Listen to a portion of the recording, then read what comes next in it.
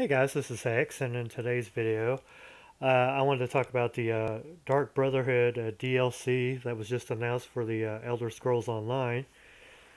Um, it didn't give an exact date of when it was going to come out, and in fact, it was pretty much just a teaser video, which I will be posting the link for in the description box. And much like the DLC, much like the previous DLC, it's going to have stuff related to that DLC as well as um, some fixes and a couple of things that they're going to get rid of and add and so on and so forth.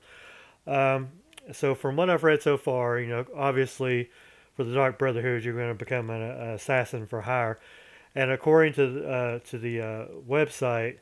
You're going to be able to visit the Gold Coast, which is available to characters of all levels. Pretty much like how they did it with Orsinium and Thieves Guild, where you could be anywhere from like 35 or maybe 10. You're still going to be able to explore and do the content that's in it. Um, and it says you're going to be able to explore Anvil and Kvatch, which I'm hoping I'm pronouncing it right, for the first time since the Elder Scrolls Online, or excuse me, since the Elder Scrolls Oblivion. And it says that, of course, it goes on to talk about more story content, quests, repeatable quests involving contracts and Black Sacrament, as well as talking about group bosses and more dells, which is pretty exciting.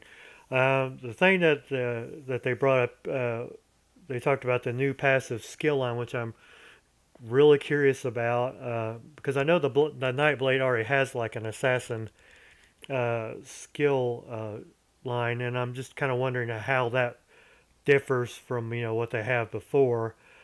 So it should be interesting to see once it comes out with it, to see how well see if it how much it differs from the one that we have already. Um, and of course, they have like the unique costumes, motifs, and items inspired by the Dark Brotherhood. As far as patch features go, in case you didn't know, they're going to remove veteran ranks. And ZeniMax have been talking about this for quite a while. Said this was never veteran ranks was never meant to be permanent, so they're going to cut that out completely. I'm not for sure how this is going to affect everything as opposed to like the skill tree that you have going on once you hit veteran ranking, where you get that newer skill tree side or skill trees. So I'm not for sure how that's exactly going to affect it. And it's going to add poison making, which is pretty good because for those who've been playing the game, and doing the alchemy, you can make pretty much some stuff like some poisons like like ravage, health, and so on and so forth that you can't really use. I bet you could use it on yourself, but it's just like, why would you? And I always wonder, well, okay, why can't you put it on a sword or anything like that? And it's strictly just a byproduct of just like mixing these various plants and stuff together. So it's nice that we're actually going to be able to use be able to to craft poisons and be able to use it against whoever or whatever we choose to. There's going to be toggleable nameplates for all characters. There's also going to be a character name display for Xbox One and PS4. So if you named your character something ridiculous, it's going to show up on there.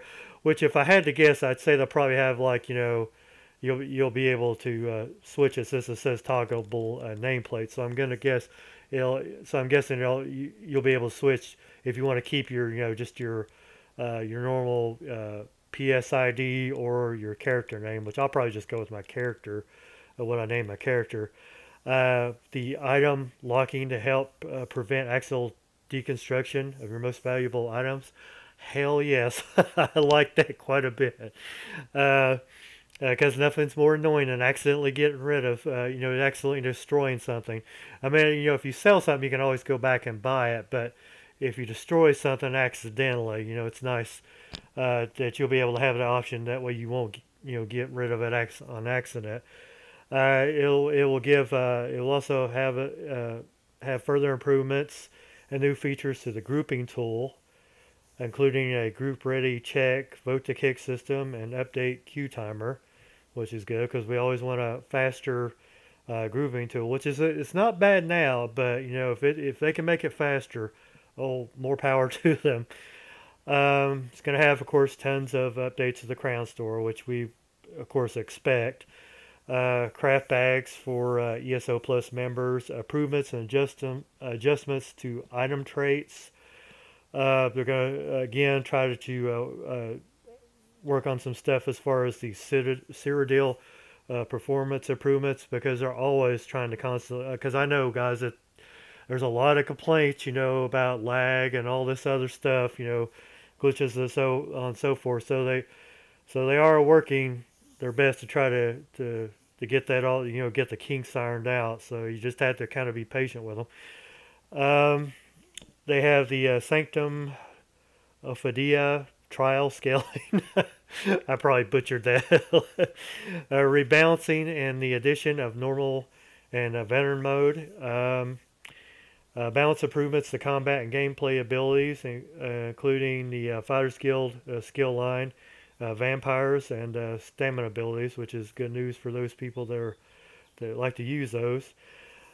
And it says and more. So yeah, pretty excited about this, and I've been waiting for this for for quite a while. Like I said, it doesn't have an exact date for it yet, and if I had to guess, I'm not really for sure what the price is, but I imagine like the past DLCs are going to have a sale in the Crown Store, so you'll be able to get it pretty cheap. So once it comes out, I would probably get it, while it's going to be dirt cheap. But anyway, that's all I wanted to talk about for today, guys. Give me a thumbs up if you like this video, and please subscribe if you haven't done so already. And as usual, keep the comments coming. I like to hear from you guys. And I guess I will talk to you guys soon. Take care.